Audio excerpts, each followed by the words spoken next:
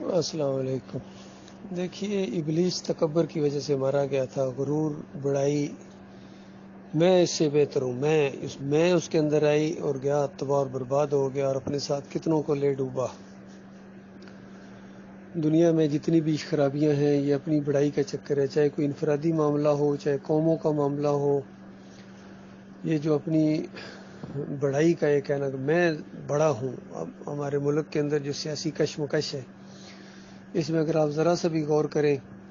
تو یہ بڑائی کے سارے چکر ہیں۔ ہر ایک اپنے آپ کو بڑا کہنے کے لیے اور اوپر رہنے کے لیے ایک دوسرا میرے انڈر آئے،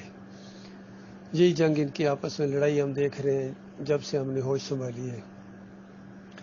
حتیٰ کہ یہ مومنوں کی جماعت کے اندر بھی یہ جو فطور آیا ہے، یہ محمد حنیف کے ذریعے، سعید احمد کے ذریعے، منور سلطان کے ذریعے، انیس الدین کے ذریعے، یعقوب علی کے ذریعے، فیاض محمود باجوہ کے ذریعے، یہ عماد الرحمن صدیقی کے ذریعے اور اختر بیگ کے ذریعے، قاری خلیل الرحمن، ڈاکٹر عبداللہ، یہ جو فطور ہے اسی بیماری نے ان کو ڈسا ہے، اسی جرثیم نے، میں کا جو ان کے اندر ہے نا کہ ہم بڑے عالم دین ہیں۔ حالانکہ جو دعوت اٹھی تھی اللہ تعالیٰ نے جس کو عزت دی وہ دے دی، بس ایک عالم دین کے ذریعے دعوت توحید کی اٹھی ہے، اور جس انداز سے اس نے اٹھائی ہے وہ دل کو لگنے والی بات ہے، وہ دل کی آواز ہے، بلکہ دل کی آواز ہے۔ تو انہوں نے اس مرد مجاہد سے بڑا عالم دین ثابت کرنے کے لیے ان کی بڑائی کا جو چکر تھا، یہ کیڑا ان کے اندر پلتا رہا آہستہ آہستہ، اور وہی ان کو چین سے بیٹھنے نہیں دے رہا ہے۔ یہ ساری بربادیاں اسی وجہ سے آتی ہیں۔ تو یاد رکھیں، جنت جو اللہ نے بنائی نا، جس کا ذکر آپ سنتے ہیں یا کہتے ہیں، وہ صرف ان لوگوں کے لیے ہے۔ یہ بالکل ہر بندہ، میں خود اپنے آپ کو بھی کہہ رہا ہوں، سب کان کھول کے سن لو۔ تلک دار الاخرہ نجعلها للذین لا یریدون علوا فی الارض ولا فسادا والعاقبۃ للمتقین۔ فرمایا وہ آخرت کا گھر، وہ جنت، کیا کہنا اس جنت کا، وہ تو مالک فرماتا ہے میں نے بنائی صرف ان کے لیے، صرف اور صرف ان کے لیے جو دنیا میں اپنی بڑائی نہیں چاہتے ہیں، اپنا بڑا بننا، بس مجھے بڑا مان لیا جائے، میں بڑا ہو، جو میری ذرا وہ تعریفیں ہوں اور لوگ بس میرا احترام کریں، میری بڑائی کے چرچے ہوں ہر طرف، بڑی شے ہے، بڑا عالمی دین ہے جی، کیا مفسر ہے جی، کیا اتنی جلدیں۔ میں کہتا ہوں تم 6 جلدوں کا تو بھی ارادہ کیا حنیف صاحب نے لکھنے کا، 6000 جلدیں بھی لکھے نا تو آپ سے وہ بندہ بہتر ہے جو قرآن کی دعوت پیش کر رہا ہے اور قرآن کے اوپر عمل کر رہا ہے، نبی علیہ السلام کا طریقہ جس نے اختیار کیا ہے، چاہے اس نے ایک جلد بھی لکھی، کیا ایک جلد بھی نہیں پڑھی ہے، کسی کی تفسیر نہیں پڑھی ہے، صرف ایمان لایا ہے اللہ کے اوپر اور جم گیا ہے اس کے اوپر، وہ زیادہ بہتر ہے آپ سے۔ کاش کہ یہ تفسیریں لکھتے اور شرک اور کفر نہ بیچ میں پڑھتے،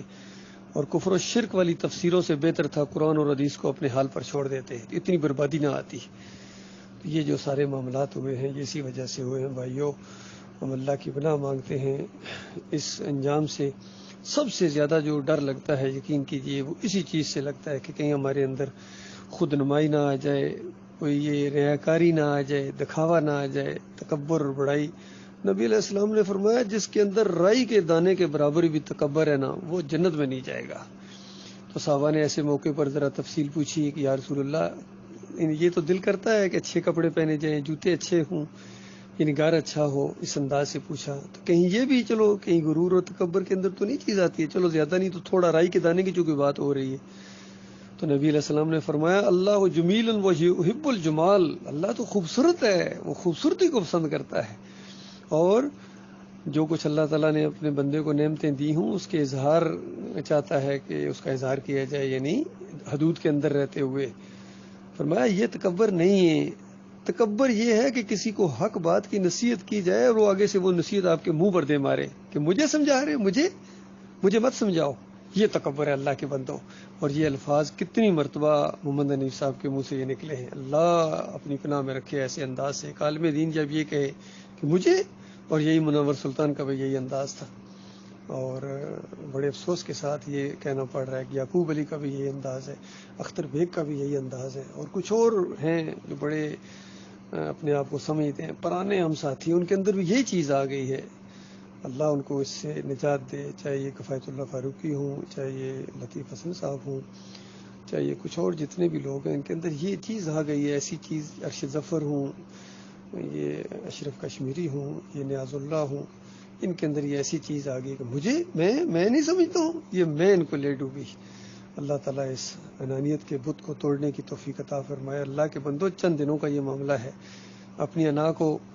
مار دو، اور خاص کر جماعت کے ساتھ چلنا بہت مشکل ہوتا ہے جب تک اپنی انا کو آپ نہیں ماریں گے، اور خاص کر جو آگے چلنے والے لوگ ہوتے ہیں ان کے اندر تو سب سے زیادہ شیطان کا وار ان کے اوپر کرتا ہے۔ شیطان نے چھوڑا ہی نہیں، شیطان کی آنکھوں کے اوپر چڑھ گئے تھے محمد حنیف، اس نے کہا اس کے انجن کو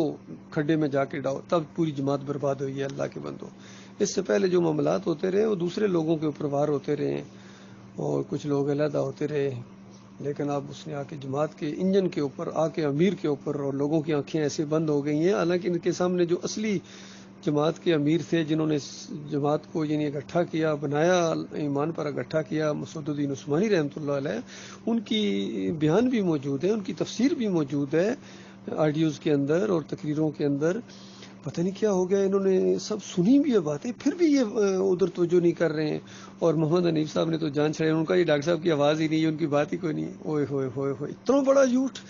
اتنا بڑا جھوٹ لوگوں تمہاری آنکھوں کے سامنے بولا جا رہا ہے، اور پھر بھی تمہاری